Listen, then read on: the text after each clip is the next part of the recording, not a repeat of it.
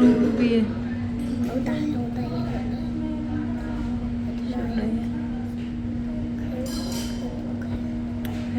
Ủa tôi quên về nè. Tôi quên về. Ôi bây giờ tới khi là bây giờ ui nó chắc 20 nước á. Phiêu bên tôi phiêu khai phiêu hả? Chà tôi chà mau thôi nè bơi rồi nè phèo mấy phèo bọc bên nó cái nào kalau dah sebab suku ada aku nak sebab ni tak tak orang kau sana dulu dan chơi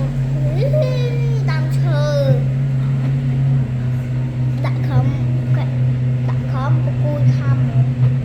cô khăm cô đi lên phố tá luôn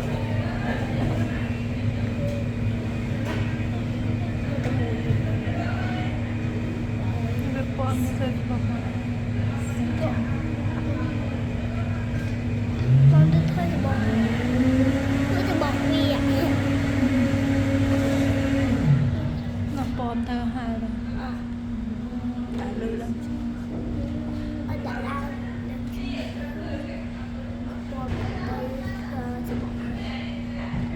bật mà thôi cô đó cô biết nó từ nào cả được đánh biết đấy từ bên biết rồi nên là chạm mau bên nhà chạm một bên này ngọc bom quá đầu tiên này tôiควรtới anh lớn mấy phèm chứ kêu mình làm gì ấy cô giàu không cô như này chưa cái đó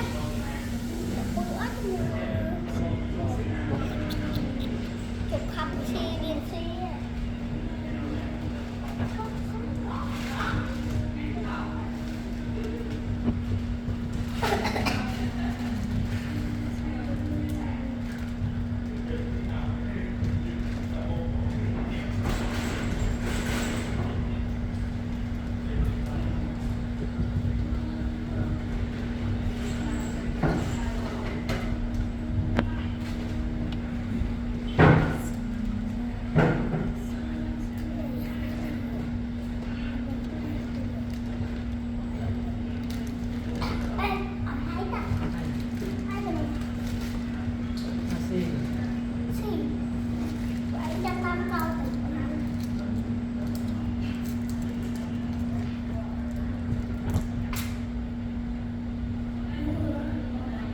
Wow.